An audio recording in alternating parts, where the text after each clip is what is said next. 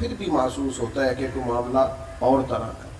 ज़्यादा वजाहतें भी कमज़ोर करती हैं, ज़्यादा सफाइयाँ भी बंदे को कमज़ोर करती हैं। हज़रत ने फरमाया कि भाई क्या ज़रूरत है इसे बार बार कायल करने की। आप फरमाने लगे तुम्हारी ना 15 दिन ड्यूटी फलां खानकाह पे है, मेरा हुक्म है तुम वहाँ हाजिर रहो।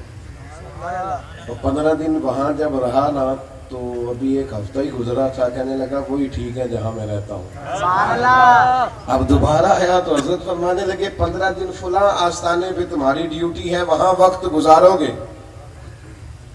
वहां भी एक हफ्ता गुजरा था तो कहने लगा नहीं मेरे लिए मेरे शेख ही ठीक है।